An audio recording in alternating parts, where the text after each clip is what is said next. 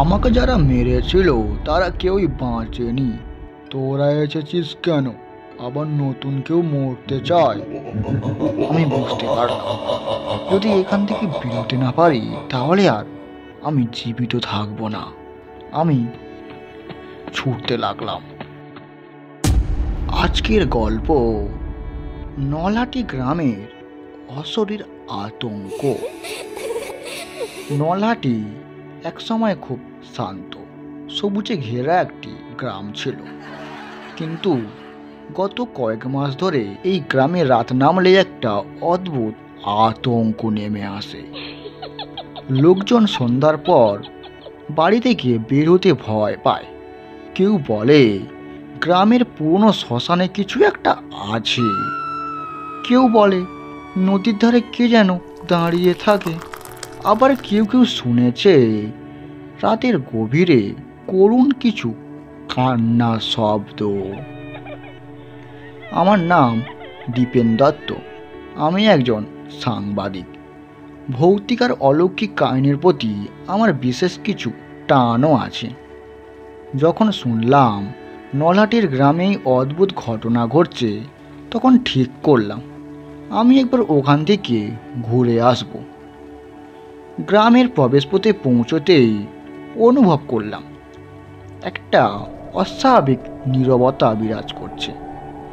সাধারণত গ্রামের মানুষ সন্ধ্যাবেলা উঠোনে বসে গল্পগুজব করে, বাচ্চারা দৌড়োদৌড়িও করে বটে, আর কোথাও না কোথাও মেলার আয়োজনও থাকে। কিন্তু এখানে সন্ধ্যার আগে সবাই যেন ঘরে ঢুকে পড়েছে। আমাকে দেখতে পেয়ে গ্রামের মোড়ল হরিপদা মশাই এগিয়ে এলেন। আপনি শহর থেকে এসেছেন শুনলাম বাবু। হ্যাঁ কাকু, আমি সাংবাদিক। শুনলাম আপনার গ্রামে কিছু ভয়ঙ্কর ঘটনা ঘটছে। হরিপদ মশাই যেন ভয় পেয়ে গেলেন। চারপাশে একবার দেখে নিয়ে আস্তে আস্তে বললেন, বাবু এসব নিয়ে বেশি কথা বলবেন না। রাত নামলেই কিছু একটা বেরোয়, ওর ছায়া যাদের গায়ে পড়ে তারা আর বাঁচে না। আমি অবাক হয়ে গেলাম। এসব শুনেছি বইতে, কিন্তু বাস্তবে কিন্তু এটা কি? কেউ জানে না বাবু। আগে আমাদের গ্রাম খুবই ভালোই চলছিল, কিন্তু পুরনো রাজবাড়ির কাছে শ্মশানের পাশ থেকেই ভয় শুরু হলো। রাতের বেলা কারা যেন চাপা গলায় কথা বলে, আবার কখনো হালকা আলোও জ্বলে। যারা খুঁজতে গেছে তারা আর কেউ ফিরে আসেনি। আমি বুঝলাম এই রহস্যের গভীরে কিছু একটা লুকিয়ে আছে। তাই রাতে আমি এখানে একাই বেরোবো।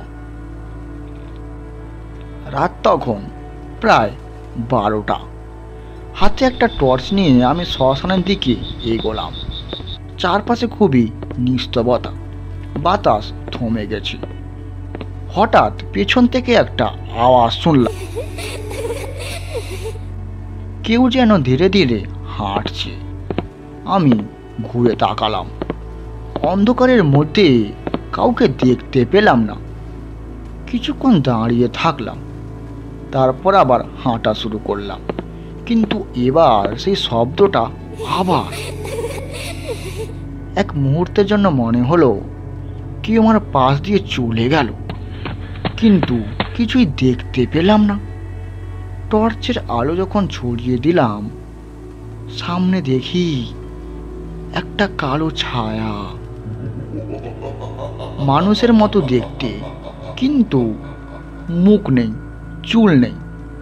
আমি দৌড়ে পালানোর চেষ্টা করলাম, কিন্তু শরীর জমে গেল। ছায়াটা ধীরে ধীরে আমার দিকেও এগিয়ে আসছে। আমি দাঁড়িয়ে আছি, অথচ দেহ একটু নড়ছে না, যেন কোনো অদৃশ্য শক্তি আমাকে শেকল দিয়ে বেঁধে রেখেছে। সেই কালো ছায়াটি ধীরে ধীরে আমার দিকে এগিয়ে আসছে। টর্চের আলোয় স্পষ্ট দেখলাম ছায়ার কোনো পা নেই, সেটি যেন মাটি থেকে খানিকটা উপরে ভাসছে। কেবল শীতল বাতাসের বয়ে যাওয়া অনুভব করলাম, আর সেই ছায়ার দিকে তাকিয়ে রইলাম। ঠিক তখনই আমার পাশে থাকা একটি শুকনো গাছের ডাল বিকট শব্দে ভেঙে পড়ল। হঠাৎই আমার শরীরে যেন শক্তি ফিরে এলো। মুহূর্তের মধ্যে ছুটতে শুরু করলাম সেই গ্রামে ফেরার জন্য। শ্বাস নিতে নিতে মোড়ল হরিপদ মশাইয়ের বাড়িতে গিয়ে উঠলাম। দরজায় প্রচণ্ড ধাক্কা দিতেই তিনি দরজা খুললেন। আমার মুখ দেখে তিনি আতঙ্কে উঠলেন। বাবু, আপনি কেমন দেখছেন এভাবে? আমি কোনো কথা বলতে পারলাম না। জল খেয়ে একটু স্বাভাবিক হওয়ার পর সবটা বললাম। আমি আমি আমি সেই ছায়াকে দেখেছি। ওটা ঠিক মানুষের মতো নয়, মাটি থেকে ভাসছে। মোড়ল মশাই বিস্মিত চোখে আমার দিকে তাকিয়ে থাকলেন।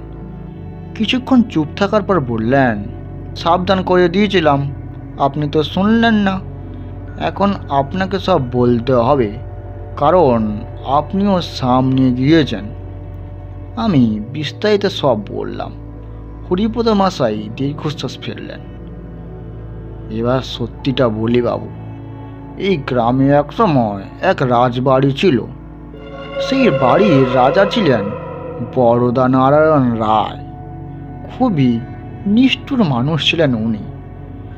গ্রামের মানুষের উপর খুবই অত্যাচার করতেন। অনেককে ধরে এনে তার রাজবাড়ি শ্মশানে বলি দেওয়া হতো। এই অভিশাপের কারণেই আজ আমাদের গ্রামের এই অবস্থা। আমি এটা শুনে শিউরে উঠলাম। কিন্তু রাজবাড়িটা কোথায়? ওখানে কেউ আছে বাবু? ওখানে তো কেউ যায় না। যারা গেছে তারা আর ফেরেনি। তবে এক বৃদ্ধ আছেন, যিনি একসময় সে বাড়ির চাকর ছিলেন। তিনি পাগল হয়ে গেছেন, গ্রামের শেষ প্রান্তে থাকেন। যদি সত্যিটা জানতে চান তাহলে ওনার কাছেই যেতে হবে। পরদিন সকালে আমি মোড়ল মশাইকে সঙ্গে নিয়ে গেলাম সেই পাগল বুড়োর কাছে। তিনি এক জীর্ণ কুটিরে বসেছিলেন। চোখ দুটো অস্বাভাবিক লাল, গালে দাঁড়ির ছোপ। আমাদের দেখে হাসলেন, তবে সেই হাসিটা খুব একটা স্বাভাবিক ছিল না। এতদিন পর কেউ এলো। রাজা বরদা নারায়ণ ফিরে এসেছে নাকি? আমার সিদ্ধারা দিয়ে ঠান্ডা স্রোত বয়ে গেল। রাজা কি সত্যি অভিশপ্ত? বুড়ো হাসলেন। তুমি কি সত্যি জানতে চাও? আমি বললাম, হ্যাঁ। বুড়ো এক দৃষ্টিতে আমার দিকে তাকালেন, তারপর বলতে শুরু করলেন, তাহলে শোনো। রাত 12টার পর রাজবাড়িতে যাও, তখন তুমি ওকে দেখতেও পাবে। আমি শিউরে উঠলাম। সত্যি কি রাজা বরদানারায়ণ রায়ের আত্মা এখনো রাজবাড়িতে ঘুরে বেড়ায়? আমি কিছুটা দ্বিধায় পড়ে গেলাম। সত্যি কি রাতে রাজবাড়িতে গেলে আমি সেই ভয়ঙ্কর আত্মা দেখা পাবো? এদিকে মনে হচ্ছিল এসব ভূতের গল্প মাত্র। অন্যদিকে গত রাতে যা দেখলাম সেটা কি তাহলে সত্যি? পাগল বুড়ো এক দৃষ্টিতে আমার দিকে তাকিয়ে বললেন, তুমি কি জানো এই গ্রামে এত আতঙ্ক? তুমি কি জানো রাজা বরদা নারায়ণ কিভাবে মারা গিয়েছিল? আমি মাথা নাড়লাম। ওকে ওর নিজের সিংহাসনে বসিয়ে খুন করা হয়েছিল। ওর নিজের কর্মচারীরাই এক রাতে ওকে ধরে নিয়ে গিয়ে সিংহাসনের সাথে শিকল বেরিয়ে দিয়েছিল। তারপর কি হয়েছিল জানো? আমি শ্বাস আটকে শুনছি। বুড়ো আবার ফিসফিস করে বললেন, ওকে জীবন্ত পুড়িয়ে মারা হয়েছিল, কিন্তু মরে গিয়েও সে এখনো মুক্তি পায়নি। ওর আত্মা আজও সিংহাসনের সাথে বাঁধা পড়ে আছে। আমি এই কথাটা শুনে শিউরে উঠলাম। তাহলে এই আত্মাটা কি রাজারই ছিল? হ্যাঁ, আর ও এখনো মুক্তি চায়, কিন্তু মুক্তির আগেও সবার প্রতিশোধও নিতে চায়। বুড়োর চোখ রক্তবর্ণ হয়ে উঠল। রাত প্রায় 11:30। আমি আর মোড়ল হরিপদা মশাই গ্রামের শেষ প্রান্ত দিয়ে দাঁড়িয়ে আছি। সামনে একটা বিশাল ধ্বংসস্তূপ রাজবাড়ি। জোছনার আলোয় অদ্ভুত রহস্যময় দেখাচ্ছে জায়গাটা। বাবু, আপনি নিশ্চিত এই বাড়িতে ঢোকা খুব বিপজ্জনক? আমাকে ঢুকতেই হবে কাকু, সত্যিটা না জানা পর্যন্ত আমি তো ফিরে যাব না। আমি পা বাড়ালাম। গেটের ধাতব দরজাটা মরচে ধরা, এক ধাক্কায় খুলতেই কোকিয়ে উঠল। বাতাস থমথমে। ভেতরে ঢুকে দেখলাম মাটিতে কঙ্কালের মতো শুকনো গাছের ডাল পড়ে আছে। জায়গাটা যেন শতাব্দী ধরে পরিত্যক্ত। হঠাৎ ভেতর থেকে একটা বিকট শব্দ। আমার রক্ত জল হয়ে গেল। কেউ যেন ভেতরে হেঁটেই চলেছে, ভয়ঙ্কর মুখোমুখি হয়ে। আমি ধীরে ধীরে একটা বিশাল দরজার সামনে দাঁড়িয়ে গেলাম। এই সম্ভবত রাজা বরদানারায়ণের দরবার ঘর। দরজা ঠেলে খোলার সঙ্গে সঙ্গে একটা প্রচণ্ড বাতাসের ঝাপটা এসে পড়ল। টর্চের আলোয় যা দেখলাম তাতে আমার বুকের ধুকধুকানি খুব বেড়ে গেল। সামনে একটা বিশাল সিংহাসন, আর তাতে বসে আছে একটা ছায়া মূর্তি। সেই মূর্তির কোনো মুখ নেই, কেবল দুটো জলজলে লাল চোখ। আমি এক পা পেছনে সরতেই সেই সত্তা ধীরে ধীরে উঠে দাঁড়ালো। তোরা আবারও এসেছিস আমাকে বাঁধার জন্য, আমাকে পড়ানোর জন্য। আমি আতঙ্কে জমে গেলাম, গলা শুকিয়ে কাঠ। সেই ছায়া মূর্তিটা আমার দিকে এগিয়ে আসতে থাকলো। তারপর সামনের দরজা নিজে থেকেই বন্ধ হয়ে গেল। আমি আটকে পড়লাম রাজবাড়ির ভেতরে, সেই অভিশপ্ত আত্মার সামনে। নলটি গ্রামের অশরীর আতঙ্কে আমি দরজার দিকে ছুটে গেলাম, কিন্তু দরজাটা যেন অদৃশ্য কোনো শক্তিতে আটকে আছে।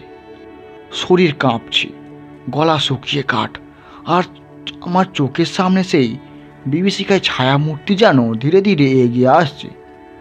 তোরা আবারও এসেছিস আমাকে বাঁধার জন্য, আমাকে পড়ানোর জন্য। কণ্ঠটা যেন সময়ের অহতল গহর থেকে উঠে আসা কোনো ভয়ঙ্কর সত্তার। একসময় রাজা বরদানারায়ণ ছিলেন কি এই কণ্ঠ, নাকি এটা কেবল একটি অশুভ অস্তিত্ব যে তার প্রতিশোধের খিতায় শতাব্দীর পর শতাব্দী এখনো অপেক্ষা করে চলেছে?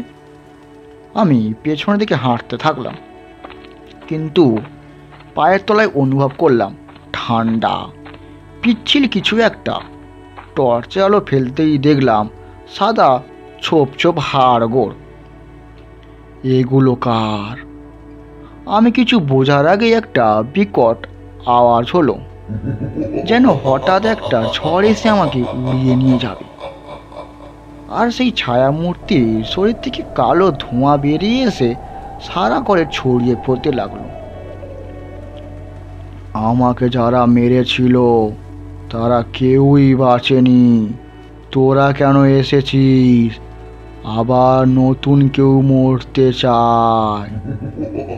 আমি বুঝতে পারলাম যদি এখান থেকে বেরোতে না পারি তাহলে আমি জীবিত থাকবো না।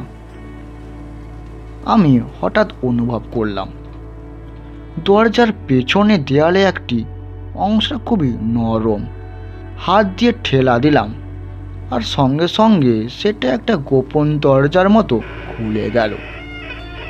আমার আর ভাববার সময় নেই, আমি দৌড়ে ভেতরে ঢুকে পড়লাম। এই গোপন কুঠিরটা ছিল একসময় রাজাদের গুপ্তধন, কিন্তু এখন সেই ধুলো প্রসারিত ভগ্নপ্রায় অবস্থায়। দেওয়ালে পোড়া দাগ, ফ্লোরে ছাই, আর কোনায় পড়ে থাকা কয়েকটা পুরনো রাজকীয় পোশাক। আর ঠিক তখনই আমি দেখতে পেলাম একটা পুরনো চিত্রকর্ম। এই রাজার ছবি, তার গায়ে রাজকীয় পোশাক, হাতে রাজদণ্ড, কিন্তু চোখ দুটি যেন ফাঁকা। ছবিটা দেখে আমার অস্বাভাবিক লাগলো। এটাই কি সেই নিষ্ঠুর বরদা নারায়ণ? আর তখনই আমার মাথার পেছনে একটা ঠান্ডা নিঃশ্বাস অনুভব করলাম। আমি ধীরে ধীরে ঘুরে দাঁড়ালাম। সামনে সেই ছায়া মূর্তি, কিন্তু এবার সেটা হাওয়ার মতো ভেসে নেই, বরং মানুষের কোনো আকৃতি নিচ্ছে। ইতিহাস খুঁজতে এসেছিস, তবে শোন। তারপরই মাটির নিচ থেকে কোথা থেকে একটা যেন গুঞ্জন শুরু হলো। দেয়ালের ফাটল থেকে যেন হাজারো ছায়া বেরিয়ে আসছে। আমি বুঝলাম রাজা একা নয়, তার সঙ্গে আরো কিছু অশরীর সেনা আসছে। সমাপ্ত। গল্পটি এখানে শেষ হলো। এরকম গল্প শুনতে হলে আমাদের চ্যানেলটি সাবস্ক্রাইব করে আমাদের সঙ্গে থাকবেন, এবং গল্পটি ভালো লাগলে একটা লাইক, একটা কমেন্ট এবং একটা শেয়ার করতে ভুলবেন না। ধন্যবাদ।